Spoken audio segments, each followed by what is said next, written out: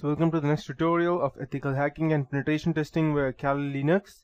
So in the previous tutorial we learned as to what social engineering is, who was the best hacker of all time, and how he normally used to go ahead and gather information. Before I proceed with the types of social engineering, I'd like to give you a great example, famous example of Kevin Mitnick as to what he did once.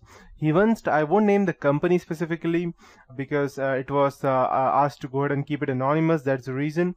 So what he did actually was that he went in some random telco company and telecom company, and he told the security guard that I'm the new guy and I have not yet received the ID card. I will be receiving it by tomorrow because I have not submitted the photo. So the guard thought for a moment that maybe he's lying and he did not. He was just trying to gain access. So the guard did not allow him inside the company. Only authorized personals were allowed.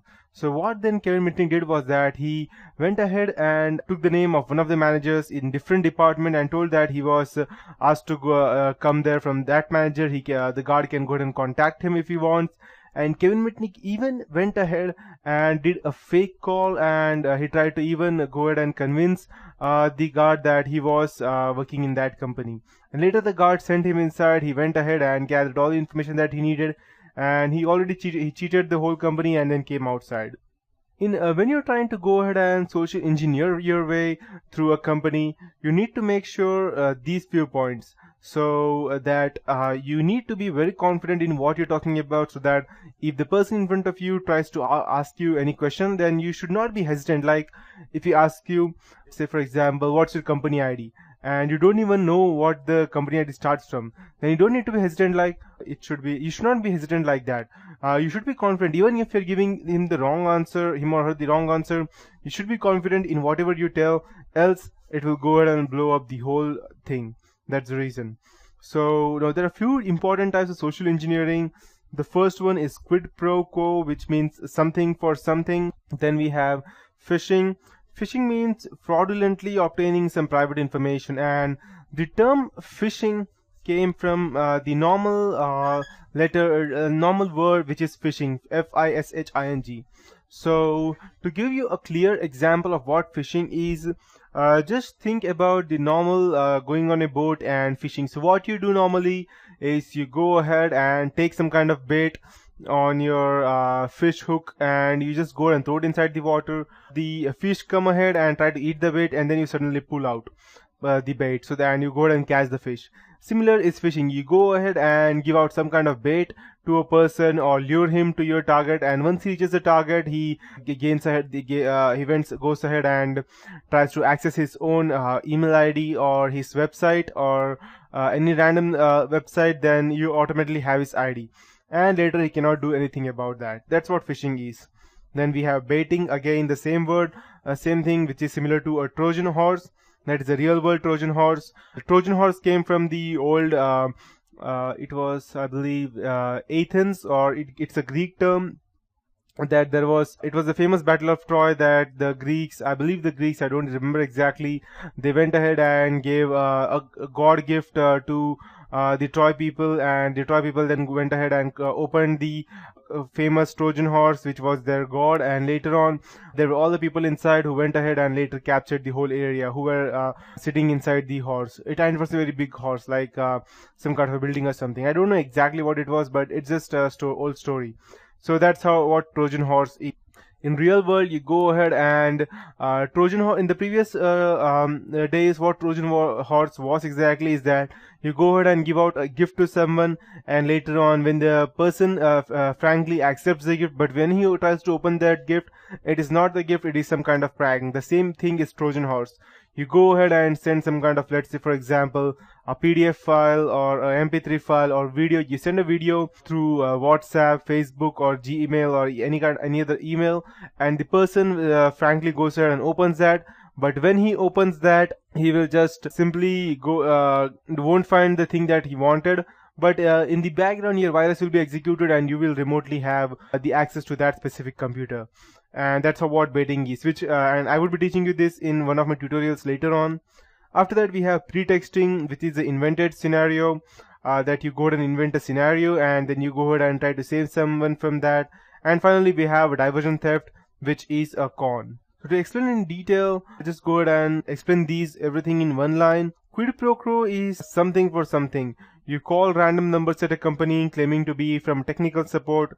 Eventually you will reach someone with a legitimate problem, and you will be grateful, they will be grateful that you called them back, they will follow your instructions. The attacker will then help the user, but will really have the victim type commands that will allow the attacker to install the malware. That's what it will be done in the background. Phishing is fraudulently obtaining private information, that is sending an email that looks like it came from a legitimate business and that requests some verification of information and wants some of the consequences if not provided. You usually get afraid, and the email that they have sent contains a link to a fraudulent web page that looks legitimate. The user then gives information to the social engineer, example eBay scam, something that was happened recently. So that's how it looks like. After that we have spear phishing, specific phishing, that is email that makes claims using your name, and if anyone gets caught, then it's you, that means any other person acting on your behalf. Then we have vishing, that is phone phishing, rogue interactive voice system, and calling bank to verify information and all those stuff. And finally we have baiting. Baiting is real world Trojan horse that uses physical media. It relies on greed and curiosity of the victim. The attacker leaves a malware infected CD or a USB drive in a location that is sure to be found. Attacker then puts a legitimate or a curious label to gain interest. So let's say, for example, you go ahead in a random company and you leave a pen drive over there named as Company Earnings 2009, and you leave it at the company's elevator. So there may be some curious employee, or he may be a good Samaritan as well, that who goes ahead and inserts the media knowingly or unknowingly inside his computer, and later on he installs a malware in the background. That's what it does. Then we have pretexting, that is you go ahead and do some prior research or setup to establish some legitimate company, and you give out information that a user would normally not divulge in. This technique is used to impersonate an authority, and you use prepared answers to victims' questions other than gathered information. Example, law enforcement, for example, the threat of alleged infraction to detain suspect for for questioning. Or the better example would be, let's say you get an email for signed up for a free credit report that you have. So you see an unauthorized charge later on from another credit company. So you call to dispute charged, and that was asked for your credit card number. They insist that it was useless without the security code, and later on they ask for your social security number. Then you go and talk to the fraud department at the bank, and then you come to know that you were already duped some minutes ago. And finally we have a diversion theft, that is a con. A con is to persuade or deliver a person that delivery is requested elsewhere, that is around the corner. When delivery is redirected, attacker persuades delivery driver to unload delivery to the nearby address. Attacker parks security van outside a bank. Victims going to deposit money into a night safe are told that the night safe is out of order. Victims then give money to the attacker to put in the fake security van.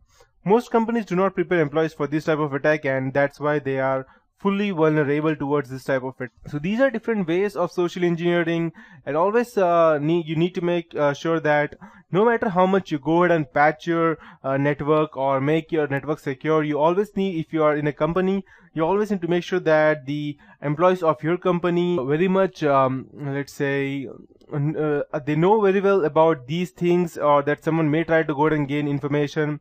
Even the concerned employee should not be allowed to go ahead and take their own ID cards outside the office. The reason being that if someone else sees the ID card, the ID number, they may even go ahead and use that to go ahead and gather fake information about their own company.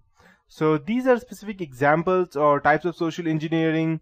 So, and it's not necessary that this may happen only when with hacking. People may even try to con you where there is no hacking involved, just by going ahead and gathering information, and later will come to know that you are the person who gave them the information, and you will be the one behind it, and that person may be long gone all the way.